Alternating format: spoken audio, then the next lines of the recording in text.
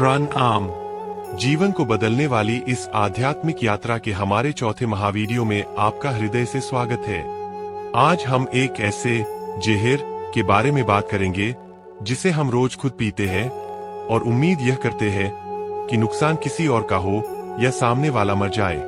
वह जहर है हमारा क्रोध, एंगर और हमारा गुस्सा। जरा सोचिए, आपने जीवन में अब तक जितने भी गलत फैसले लिए हैं, जितने भी अनमोल रिश्ते खोए हैं, उनमें से ज्यादातर के पीछे क्या कारण था? वह कुछ सेकंड का गुस्सा जब आपका अपने ही दिमाग पर कोई कंट्रोल नहीं था। आज का इंसान छोटी छोटी बातों पर अपना आपा खो देता है।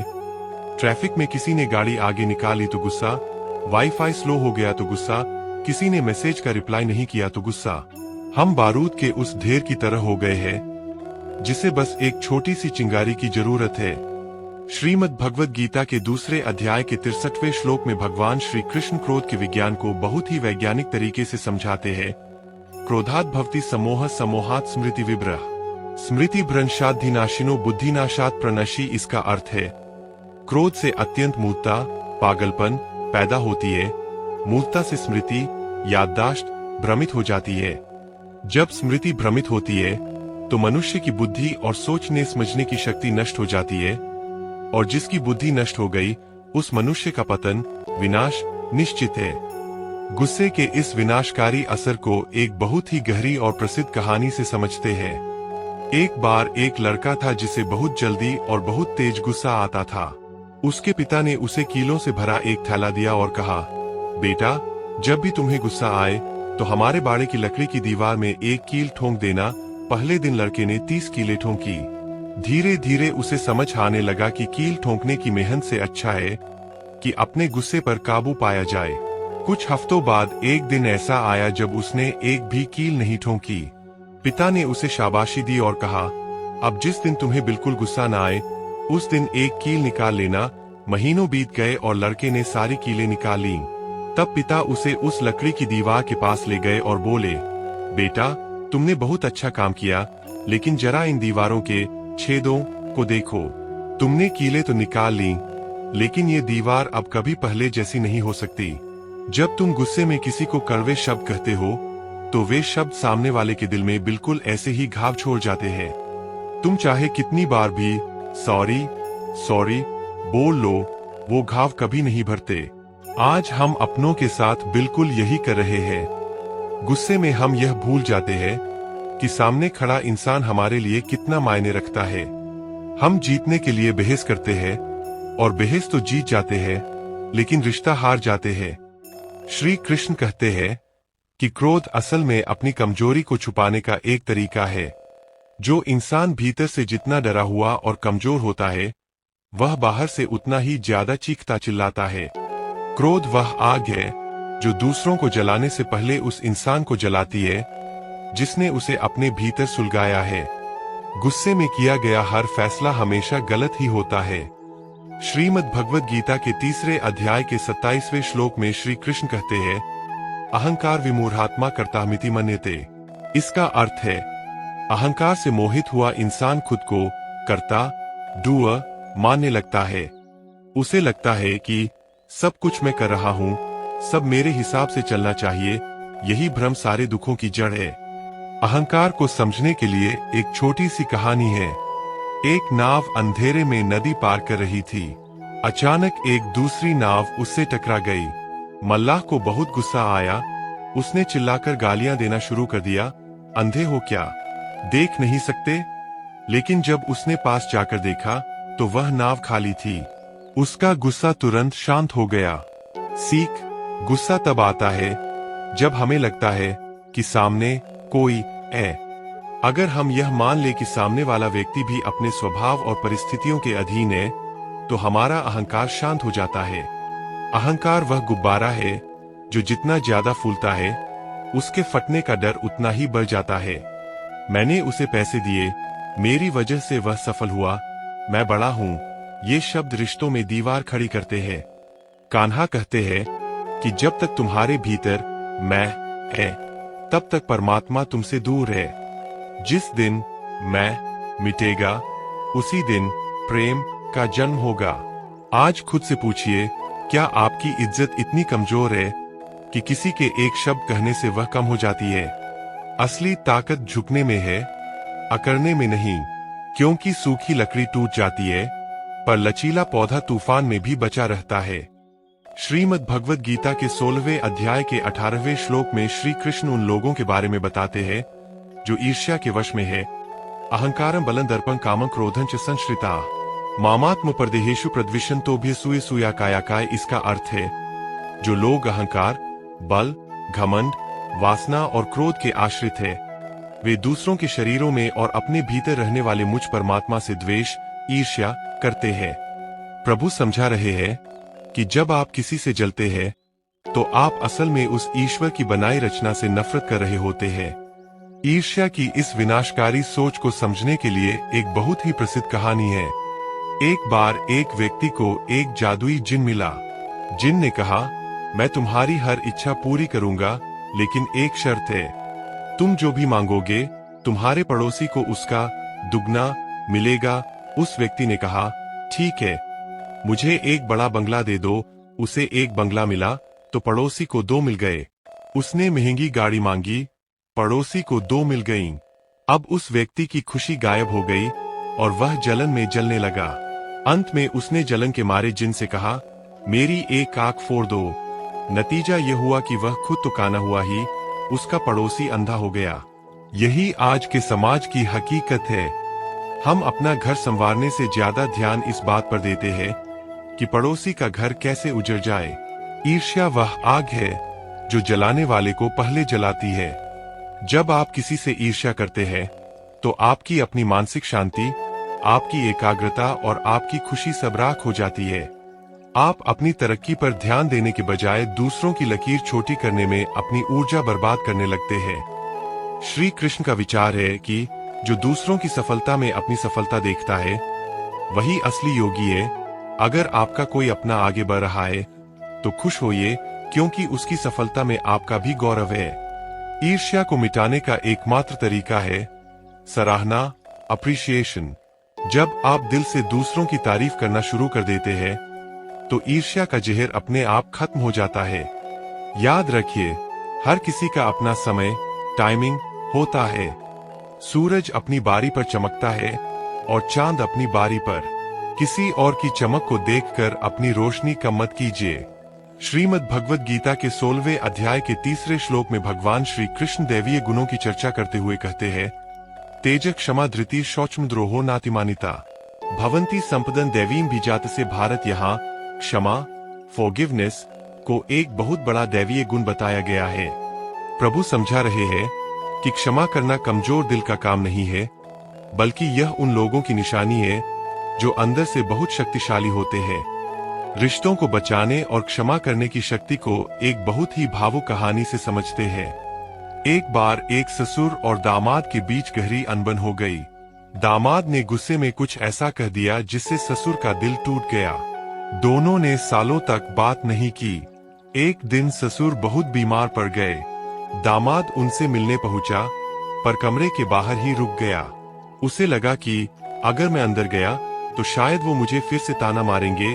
तभी ससुर ने उसे अंदर बुलाया और धीरे से कहा, बेटा, मैं तुमसे नाराज नहीं हूँ। मैं तो इस बात से दुखी हूँ कि हमने अपनी जिंदगी के इतने खूबसूरत साल केवल एक गलतफहमी को पकड़कर बर्बाद कर दिए। यही हमारे जीवन की भी हकीकत है। हम सही साबित होने की जंग में इतने अंधे हो जाते हैं कि हम उस इंसान को ही खो देते हैं जो हमारे लिए सबसे जरूरी था। याद रखिए, जब आप किसी को माफ करते हैं तो आप उन पर कोई एहसान नहीं कर रहे होते, बल्कि आप अपने मन को उस भारी बोझ से आजाद कर रहे होते हैं। श्री कृष्ण का विचार है कि रिश्ते खून से नहीं बल्कि एहसास और विश्वास से बनते हैं। अगर किसी अपने ने आपका दिल दुखाया है तो उसे माफ कर दीजिए, और अगर आपने किसी का दिल दुखाया है तो बिना देरी किए माफ मांग लीजिए। छोटा होने से कोई छोटा नहीं हो जाता, बल्कि झुकने वाला इंसान ही आसमान की ऊंचाइयों को छूता है। अक्सर हम सोचते हैं कि उसने मेरे साथ बहुत बुरा किया, मैं उसे कैसे माफ कर दूं। माफ करने का मतलब यह नहीं है कि आप उसके गलत काम को सही मान लें। माफ करने का मतलब है कि अब आप उस कड़वाहट को और ज्यादा ढोना नहीं चाहते। रिश्तों की गाड़ी सही और गलत के पहियों पर नहीं, बल्कि समझौते और प्यार के पहियों पर चलती है।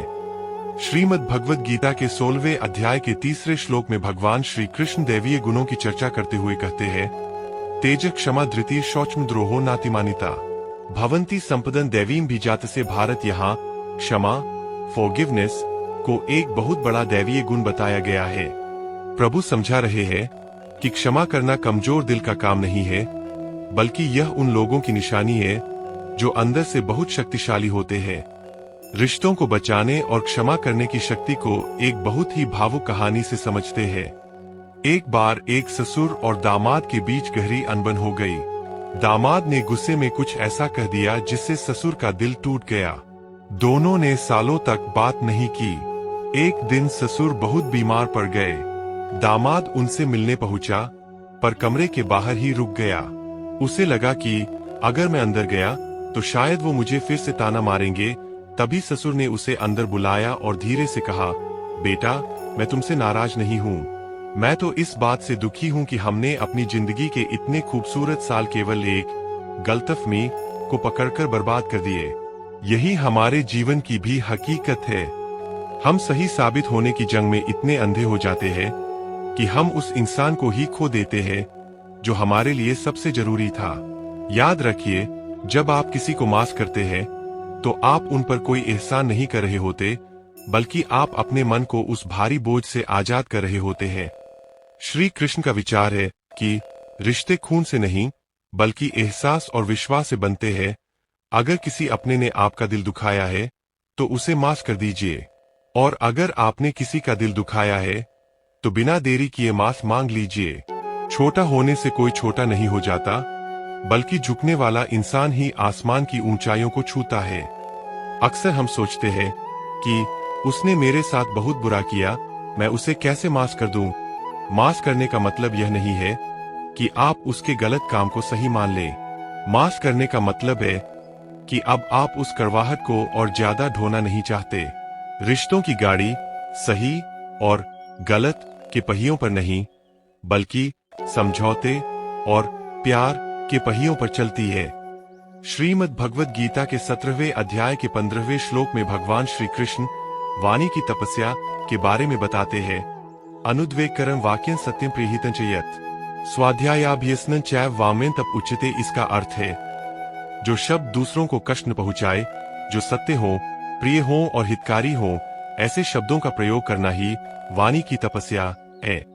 प्रभु हमें सिखा रहे हैं कि बोलना केवल एक शारीरिक क्रिया नहीं है, यह एक साधना है। वाणी की इस अपरिवर्तनीय शक्ति को एक छोटी सी कहानी से समझते हैं। एक व्यक्ति ने गुस्से में आकर अपने मित्र को बहुत बुरा भला कह दिया। बाद में उसे अपनी गलती का एहसास हुआ और वह एक संत के पास गया।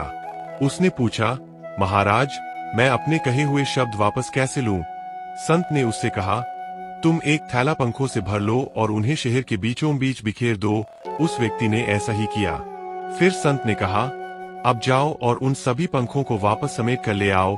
वह व्यक्ति वापस गया, लेकिन तब तक हवा के झोंकों से सारे पंख इधर उधर उड़ चुके थे। वह खाली हाथ लौटा। तब संत ने कहा, बेटा, हमारे शब्द भी इन पंखों की तरह है। एक बार मुंह से निकल गए तो दुनिया की कोई भी ताकत उन्हें वापस नहीं ला सकती। आज हम सोशल मीडिया पर हों या घर के ड्राइंग रूम में, हम बिना सोचे समझे अपनी प्रतिक्रिया दे देते हैं।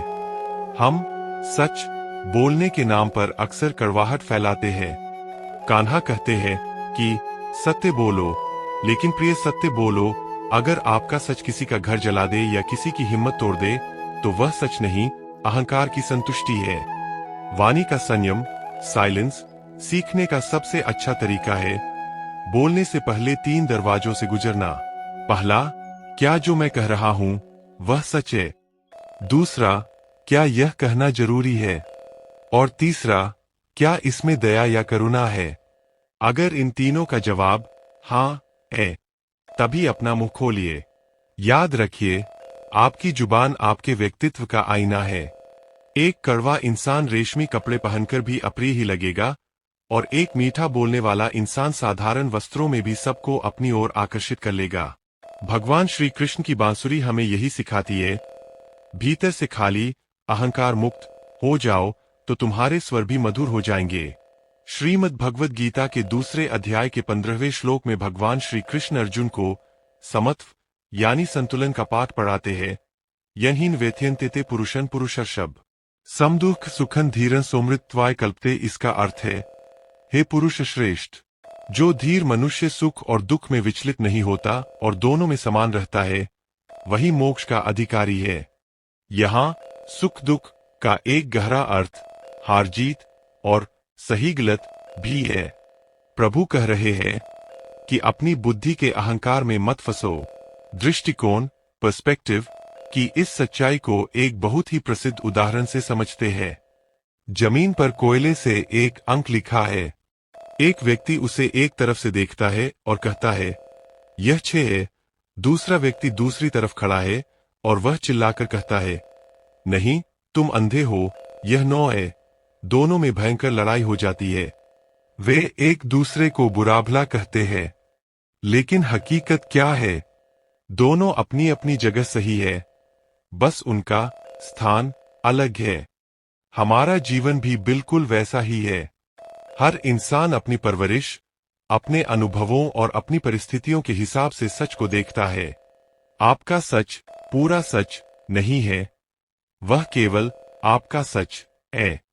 जब हम यह समझ लेते हैं कि सामने वाला व्यक्ति भी अपनी जगह सही हो सकता है, तो हमारी बहस करने की इच्छा अपने आप शांत हो जाती है।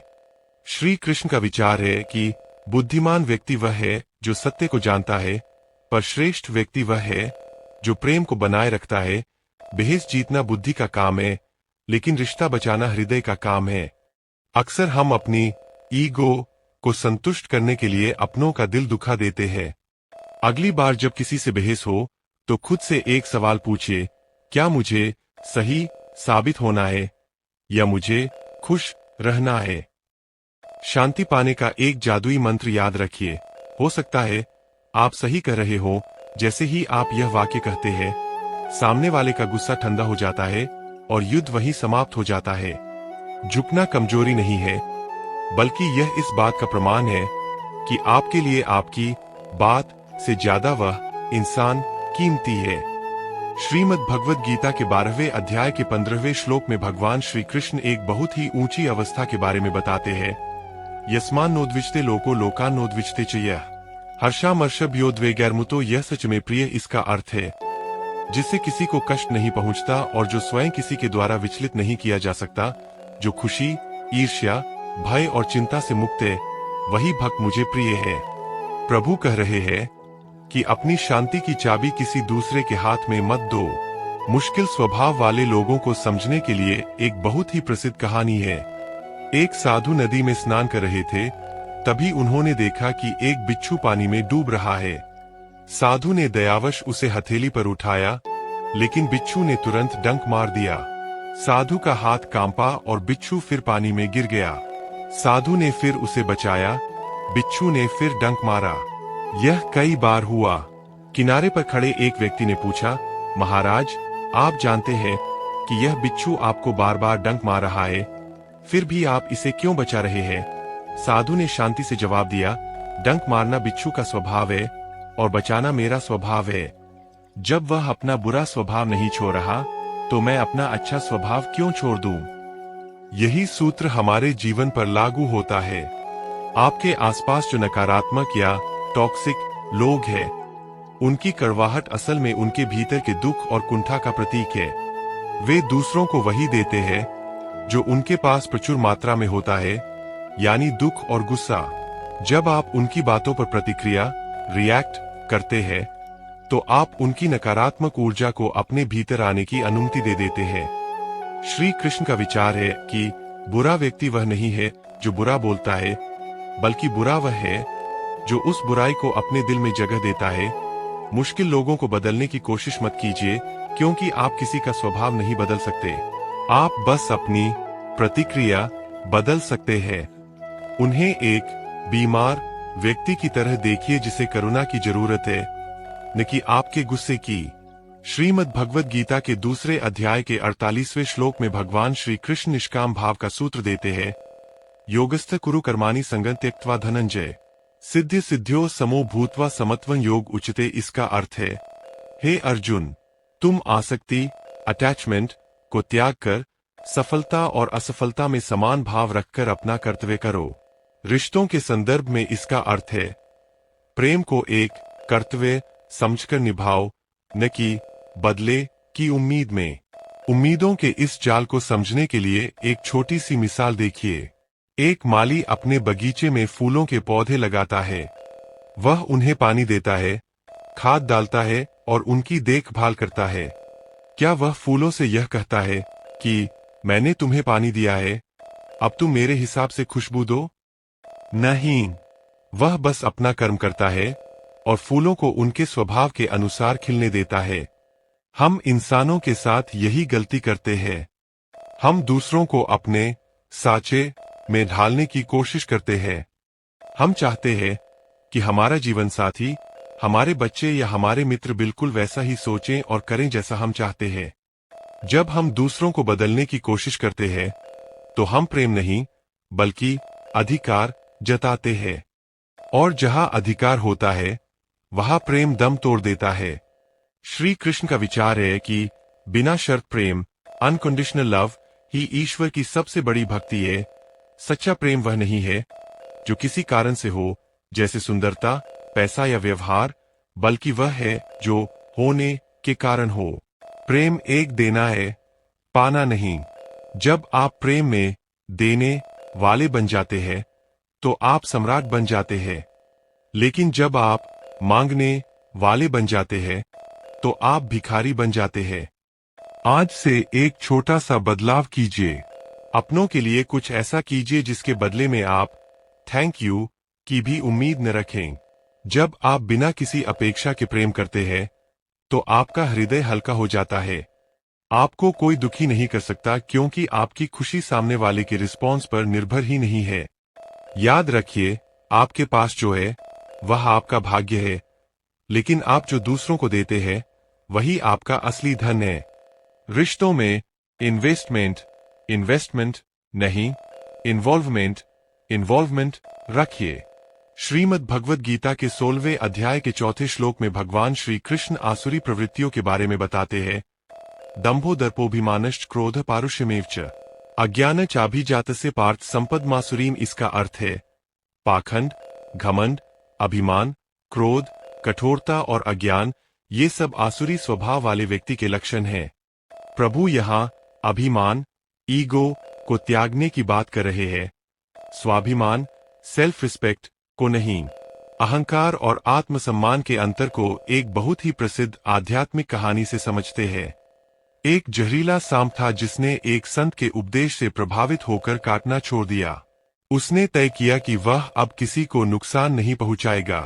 कुछ समय बाद गांव के लड़कों ने देखा कि सांप अब काटता नहीं है, तो वे उसे पत्थरों से मारने लगे, उसकी पूंछ पकड़कर खींचने लगे। सांप अधमरा हो गया।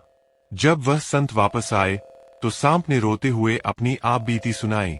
संत मुस्कुराए और बोले, मूर्ख, मैंने तुझे काटने से मना किया था, लेकिन फुफकारने, हिसिंग से मना नहीं किया था।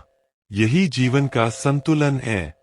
काटना अहंकार है, यानी दूसरों को नीचा दिखाना या बदला लेना, लेकिन फुफकारना आत्मसम्मान है, यानी अपनी सीमाओं, बाउंड्रीज की रक्षा करना और दूसरों को यह बताना कि वे आपकी मर्यादा पार न करें। जब आप दूसरों को नीचा दिखाते हैं तो वह अहंकार है, लेकिन जब आप किसी को खुद को नीचा दिखाने से रोकते हैं तो वह आत्मसम्मान है। श्री कृष्ण का विचार है कि अहंकार आपको दूसरों से दूर ले जाता है, जबकि आत्मसम्मान आपको अपने करीब लाता है। जहां अहंकार होता है वहां डर और असुरक्षा होती है, लेकिन जहां आत्मसम्मान होता है वहां शांति और स्पष्टता होती है। झुकना महानता है, लेकिन तब तक जब तक वह आपके चरित्र और धर्म के विरुद्ध न हो। याद रखिए, श्री कृष्ण ने शांति दूत बनकर कौरवों के सामने झुकने की कोशिश की, लेकिन जब बात मर्यादा और धर्म की आई तो उन्होंने सुदर्शन चक्र उठाना भी सही समझा। आज खुद का विश्लेषण कीजिए, क्या आप अपनी बात मनवाने के लिए लड़ रहे हैं या अपनी गरिमा बचाने के लिए? अगर लड़ाई मैं की है तो हार मान लेना ही जीत है, लेकिन अगर लड़ाई सही और गरिमा की है तो खड़े होना आपका कर्तव्य है। श्रीमद् भगवद गीता के दूसरे अध्याय के 22वें श्लोक में भगवान श्री कृष्ण इस पीड़ा की जड़ बताते हैं। ध्यायतो विषयान पुंसः संगस्तेषु उपजायते, संगात संजायते काम कामात् क्रोधो भी जायते। इसका अर्थ है विषयों, व्यक्तियों या वस्तुओं का चिंतन करने से उनमें आसक्ति, अटैचमेंट पैदा होती है। आसक्ति से इच्छा, एक्सपेक्टेशन पैदा होती है, और जब वह इच्छा पूरी नहीं होती या टूटती है तो क्रोध और गहरा दुख पैदा होता है। प्रभु कह रहे हैं कि आपने इंसान पर नहीं बल्कि उस इंसान से जुड़ी अपनी उम्मीद पर भरोसा किया था। विश्वास टूटने के इस दर्द को एक छोटी सी कहानी से समझते हैं। एक शिष्य ने अपने गुरु से पूछा, गुरुजी, विश्वास क्या है और यह क्यों टूटता है? गुरुजी ने शिष्य को एक कांच का सुंदर बर्तन दिया और कहा, इसे पकड़ो। शिष्य ने उसे बड़े प्यार से पकड़ा। फिर गुरुजी ने कहा, अब इसे जोर से जमीन पर पटक दो। शिष्य हैरान था, पर उसने आदेश मान लिया। बर्तन चकनाचूर हो गया। गुरुजी ने कहा, अब इन टुकड़ों को जोड़कर इसे पहले जैसा बना दो। शिष्य ने कोशिश की, पर दरारें साफ दिख रही थीं। गुरुजी बोले, बेटा, विश्वास भी इस बर्तन जैसा है। एक बार टूट जाए तो जुड़ तो जाता है, पर वो पहले जैसी चमक और वो एहसास कभी वापस नहीं आता। धोखा मिलने पर हम अक्सर खुद को कोसते हैं कि मैं कितना मूर्ख था, लेकिन श्री कृष्ण कहते हैं कि धोखा देने वाले ने अपना चरित्र दिखाया है और आपने अपना।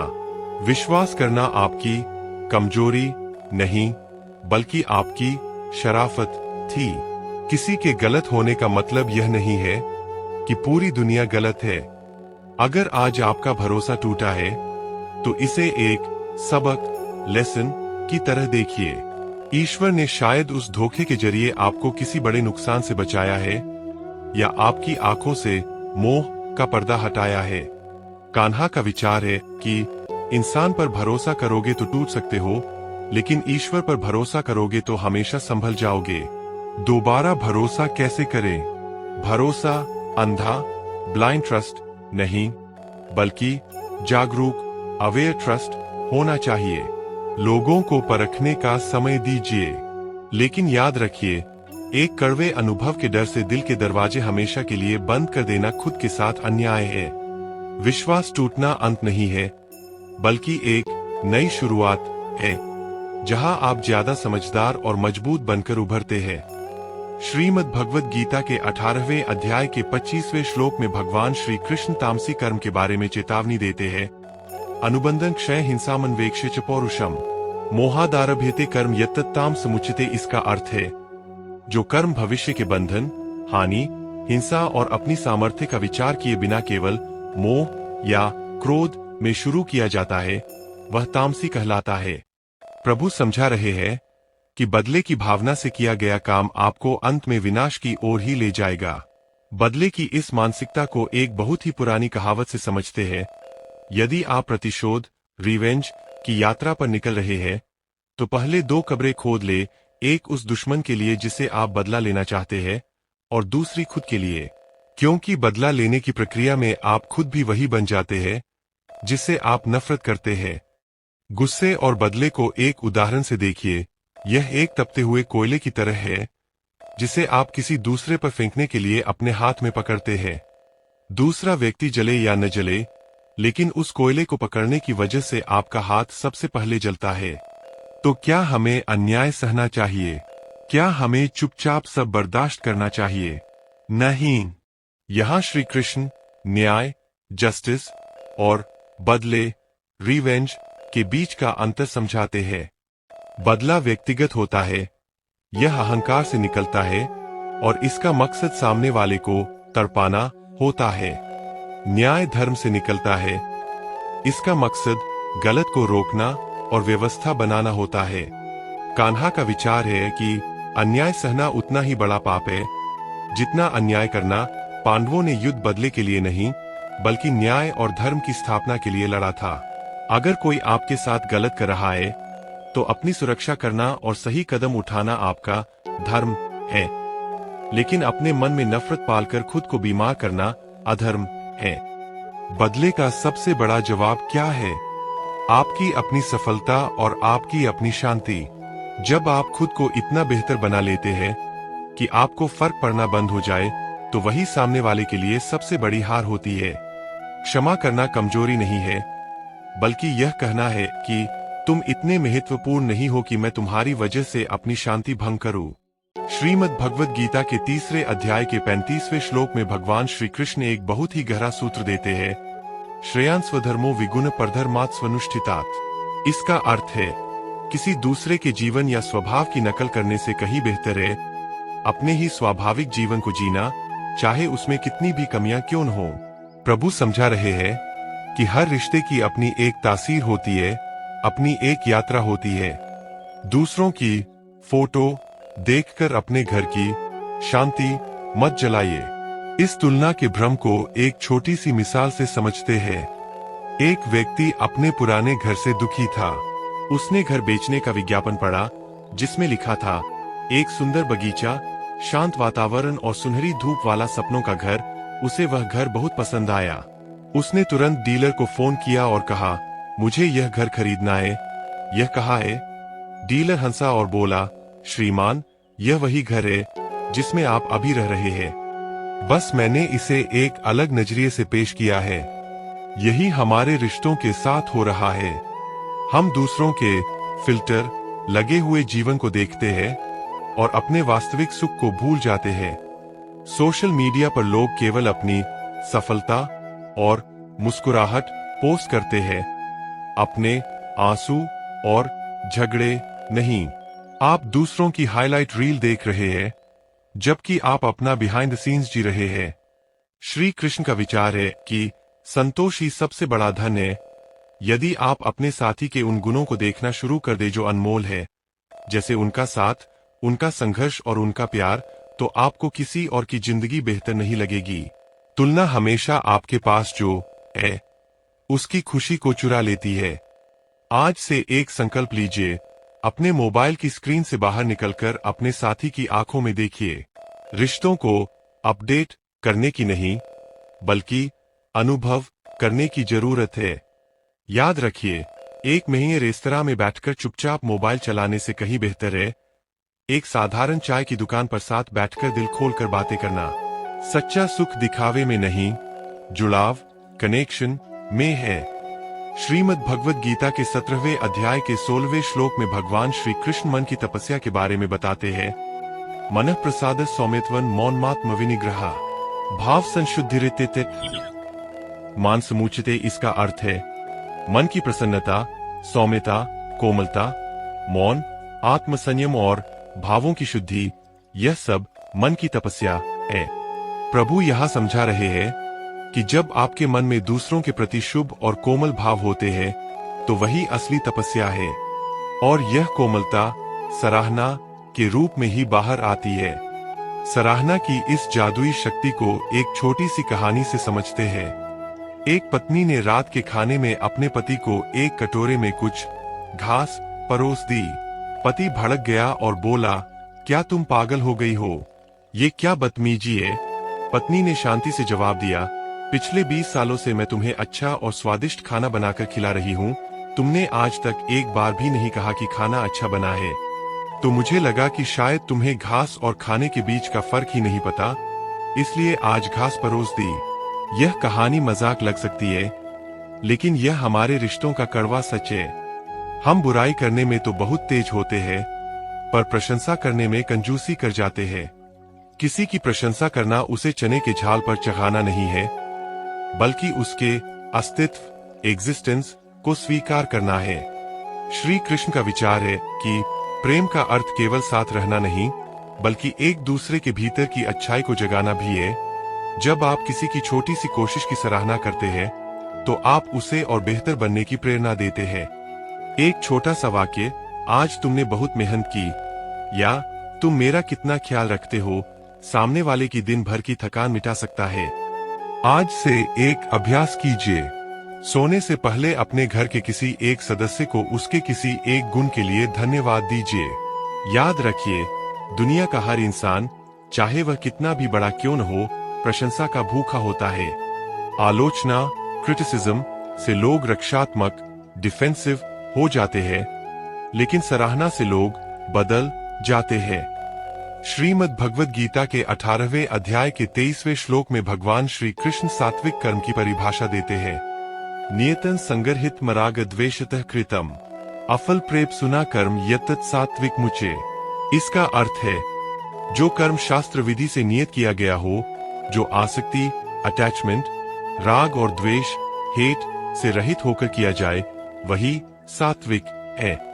प्रभु हमें सिखा रहे हैं कि जब आप किसी को सुधारना चाहते हैं, तो आपके पीछे का भाव द्वेष नहीं, बल्कि प्रेम और कल्याण होना चाहिए।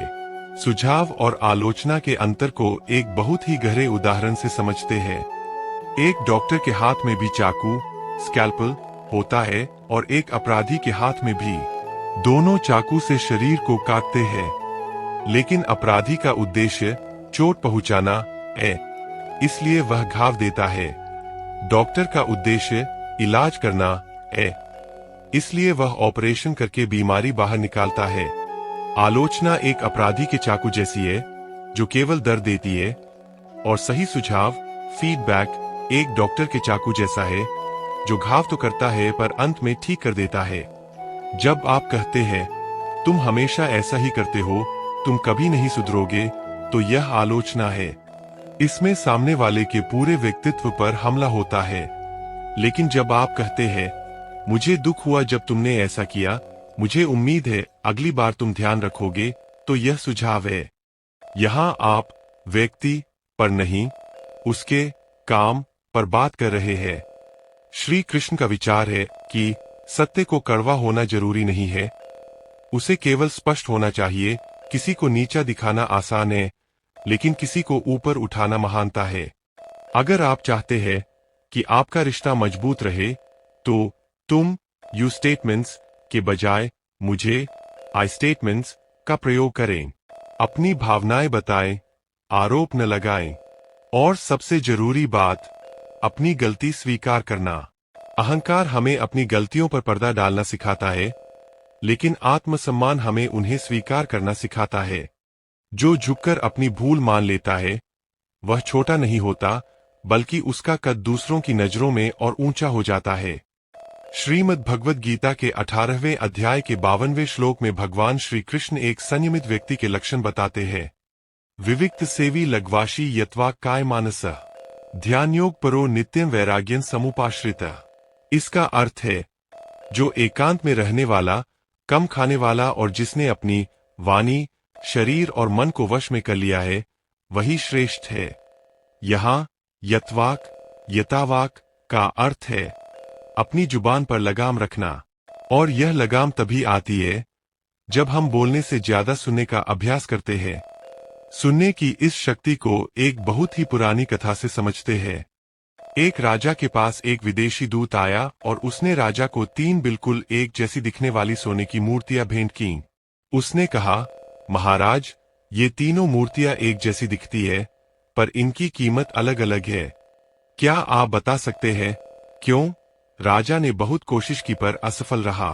तब एक दरबारी ने एक बारीक तार लिया और पहली मूर्ति के कान में डाला। वह तार दूसरे कान से बाहर निकल गया। दरबारी बोला, यह मूर्ति सबसे सस्ती है, क्योंकि यह उन लोगों की तरह है जो एक कान से सुनकर दूसरे से निकाल देते हैं। उसने दूसरी मूर्ति के कान में तार डाला तो वह मुंह से बाहर निकल गया। दरबारी बोला, यह उससे थोड़ी महंगी है, क्योंकि यह उन लोगों की तरह है जो सुनते ही उसे दूसरों को नमक मिर्च लगाकर बता देते हैं। अंत में उसने तीसरी मूर्ति के कान में तार डाला तो वह सीधा उसके हृदय, पेट में चला गया और बाहर नहीं निकला। दरबारी ने कहा, महाराज, यह मूर्ति बेशकीमती है, क्योंकि यह उन लोगों की तरह है जो पहले बात को सुनते हैं, फिर उसे अपने भीतर उतारते हैं और उस पर मनन करते हैं। रिश्तों में भी वही बेशकीमती इंसान बनिए जो दिल से सुनता हो। जब आपका साथी आपसे कुछ कर रहा है तो उस समय अपना मोबाइल छोड़ दीजिए, अपना ईगो साइड में रखिए और बस उसे महसूस कीजिए। कई बार इंसान आपसे हल सल्यूशन नहीं मांग रहा होता, वह बस यह चाहता है कि कोई उसे सुन ले। आपका 10 मिनट का मौन और ध्यान सामने वाले के 10 साल के पुराने घाव भर सकता है। श्रीमद् भगवद गीता के 6 अध्याय के 5वें श्लोक में भगवान श्री कृष्ण स्वयं के उद्धार का मार्ग बताते हैं। उद्धरेदात्मनात्मानात्म नात्मानमवसादेत आत्मैव ह्यात्मनो बंधुरात्मैव रिपुरात्मनः। इसका अर्थ है, मनुष्य को चाहिए कि वह अपने मन के द्वारा अपना उद्धार करे, खुद को नीचे न गिराए, क्योंकि यह मन ही मनुष्य का सबसे बड़ा मित्र है और यही मन ही उसका सबसे बड़ा शत्रु भी है। प्रभु यहाँ स्पष्ट कर रहे हैं कि परिवर्तन की शुरुआत बाहर से नहीं बल्कि भीतर से होती है। दूसरों को बदलने की इस व्यर्थ कोशिश को एक बहुत ही पुरानी कहानी से समझते हैं। एक बार एक शक्तिशाली राजा को नंगे पैर चलने की आदत थी। एक दिन वह अपने राज्य के दौरे पर निकला तो कंकड़ पत्थरों की वजह से उसके पैरों में छाले पड़ गए। राजा बहुत क्रोधित हुआ और उसने आदेश दिया, पूरे राज्य की सड़कों को चमड़े से ढक दिया जाए ताकि किसी के भी पैर न दुखें। मंत्रियों ने हिसाब लगाया तो पता चला कि इसमें लाखों पशुओं की जान जाएगी और खजाना खाली हो जाएगा। तभी एक समझदार मंत्री ने साहस जुटाकर कहा, महाराज, पूरे राज्य को चमड़े से ढकने के बजाय क्यों न आप चमड़े का एक छोटा सा टुकड़ा अपने पैरों पर ही बांध ले। राजा को बात समझ आ गई और इस तरह जूतों का आविष्कार हुआ। सीख, पूरी दुनिया में कालीन बिछाने से कहीं आसान है अपने पैरों में चप्पल पहन लेना। इसी तरह पूरी दुनिया और सारे रिश्तों को अपने हिसाब से ढालने की कोशिश करने के बजाय अपनी सोच और अपने व्यवहार को बदल लेना कहीं ज्यादा आसान और प्रभावी है। श्री कृष्ण का विचार है कि जब आप खुद को बदलते हैं तो आपके चारों ओर की दुनिया अपने आप बदलने लगती है। इसे मिरर इफेक्ट कहते हैं। जब आप शांत, प्रेमपूर्ण और सम्मानजनक होते हैं तो सामने वाला व्यक्ति चाहकर भी आपसे बहुत देर तक बुरा व्यवहार नहीं कर पाता। अक्सर हम दूसरों की गलतियों को एक माइक्रोस्कोप से देखते हैं, लेकिन अपनी गलतियों के लिए अंधे हो जाते हैं। आज से एक प्रयोग कीजिए, दूसरों को सलाह देने के बजाय अपने आचरण, कैरेक्टर से उदाहरण पेश कीजिए। शब्द सिखाते हैं, लेकिन आचरण प्रभावित करता है। श्रीमद् भगवद गीता के 2 अध्याय के 71वें श्लोक में भगवान श्री कृष्ण शांति का परम रहस्य बताते हैं। विहाय कामान्य सर्वान् पुमाश्चरति निस्पृह निर्मो निरहंकारः स शांतिम धिगच्छति। इसका अर्थ है, जो मनुष्य अपनी सभी इच्छाओं को त्याग देता है और ममता माइनस तथा अहंकार आइनस से रहित होकर जीता है, वही सच्ची शांति को प्राप्त करता है। यहाँ निर्मामो का अर्थ है मेरा करना छोड़ देना। मोह और प्रेम के इस अंतर को एक बहुत ही सुंदर उदाहरण से समझते हैं। कल्पना कीजिए कि आपको एक फूल बहुत पसंद आया। अगर आप उस फूल से मोह करते हैं तो आप उसे तोड़कर अपने पास रख लेंगे ताकि आप उसे बार बार देख सकें। लेकिन जैसे ही आप उसे तोड़ेंगे, वह फूल मुरझा जाएगा और मर जाएगा। लेकिन अगर आप उस फूल से प्रेम करते हैं तो आप उसे तोड़ेंगे नहीं, बल्कि आप उसे रोज पानी देंगे, उसकी देखभाल करेंगे और उसे अपनी मर्जी से खिलते हुए देखकर खुश होंगे। सीख, मोह खत्म कर देता है, जबकि प्रेम पोषित करता है। आज के रिश्तों में हम अपनों को तोड़कर अपने पास रखना चाहते हैं। हम चाहते हैं कि सामने वाला हमारे हिसाब से जिए, हमारे हिसाब से बोले। हमें डर लगता है कि अगर हमने उन्हें स्पेस दिया तो वे हमें छोड़ देंगे। लेकिन सच तो यह है कि जिसे आप जितना ज्यादा जकड़ेंगे, वह आपसे उतना ही दूर भागने की कोशिश करेगा। रिश्ते रेत की तरह होते हैं। हथेली खुली रखोगे तो रेत टिकी रहेगी, मुट्ठी जोर से भींचोगे तो रेत उंगलियों के बीच से फिसल जाएगी। श्री कृष्ण का विचार है कि सच्चा प्रेम वह है जो बिना किसी शर्त के हो। जब आप किसी को उसकी कमियों के साथ स्वीकार करते हैं और उसे खुद का बेहतर संस्करण, बेटर वर्जन बनने की आजादी देते हैं, तभी वह रिश्ता दिव्य बनता है। मोह दुख देता है क्योंकि वह खोने के डर पर टिका है। प्रेम आनंद देता है क्योंकि वह होने के एहसास पर टिका है। आज अपने आप से पूछिए, क्या आप अपने साथी या बच्चों से प्यार करते हैं या आप उन पर अपनी मर्जी थोप रहे हैं? आजाद छोड़ना सीखिए। जिसे आप आजाद छोड़ेंगे और वह फिर भी आपके पास लौट कर आएगा, वही वास्तव में आपका है। श्रीमद् भगवद गीता के 18वें अध्याय के 63वें श्लोक में अपना पूरा उपदेश देने के बाद भगवान श्री कृष्ण अर्जुन से एक बहुत ही लोकतांत्रिक और प्रेमपूर्ण बात कहते हैं। इति ते ज्ञानमाख्यातं गुह्यात् गुह्यत्र मया विमृश्यत शेषेन यथेच्छसि तथा कुरु। इसका अर्थ है, मैंने तुम्हें यह गुह्य से भी गुह्यतर, सबसे गुप्त ज्ञान दे दिया है। अब तुम इस पर पूरी तरह विचार करो और जैसा तुम्हें ठीक लगे वैसा करो। प्रभु यहाँ जबरदस्ती नहीं कर रहे, वे कह रहे हैं कि चुनाव चॉइस आपका है। आप चाहे तो क्रोध की उसी आग में जलते रह सकते हैं या फिर क्षमा और प्रेम का अमृत पीकर शांत हो सकते हैं। आप चाहे तो मैं के अहंकार में अकड़ सकते हैं या हम के भाव में झुककर विशाल बन सकते हैं। इस वीडियो का सार बस इतना ही है, रिश्ते मरे नहीं हैं, वे बस सो गए हैं। उन्हें जगाने के लिए किसी चमत्कार की जरूरत नहीं है, बस आपके थोड़े से झुकाव की जरूरत है। जिंदगी बहुत छोटी है साहब, किसी से नफरत करने के लिए। यहाँ हर कोई अपनी एक जंग लड़ रहा है, बस कोई मुस्कुराकर लड़ रहा है तो कोई चीख कर। आज जब आप यह वीडियो बंद करेंगे तो केवल जानकारी, इंफॉर्मेशन लेकर मत जाएगा, बल्कि एक संकल्प, ट्रांसफॉर्मेशन लेकर जाएगा। आज अपने परिवार में, अपने मित्रों में किसी एक ऐसे इंसान को फोन कीजिए जिससे आपकी अनबन है। बिना यह सोचे कि गलती किसकी थी, बस इतना कहिए, मुझे तुम्हारी याद आती है। चलो पुरानी बातें भूल जाते हैं। आप देखेंगे कि जो बोझ आप बरसों से ढो रहे थे वह एक पल में उतर जाएगा। क्रोध कमजोरों का हथियार है और शांति बलवानों का आभूषण। श्री कृष्ण के जीवन से सीखिए, वे शांति दूत भी बने और सुदर्शनधारी भी, पर उनका हर कदम धर्म और प्रेम के लिए था। मैं हृदय से प्रार्थना करता हूं कि आपके घर में सुख शांति का वास हो, आपके रिश्तों की कड़वाहट दूर हो और आपका हृदय प्रेम से भर जाए। यदि इस वीडियो ने आपके मन के किसी कोने को छुआ है तो इसे उन लोगों के साथ साझा, शेयर जरूर कीजिएगा जिनके साथ आप एक नई शुरुआत करना चाहते हैं।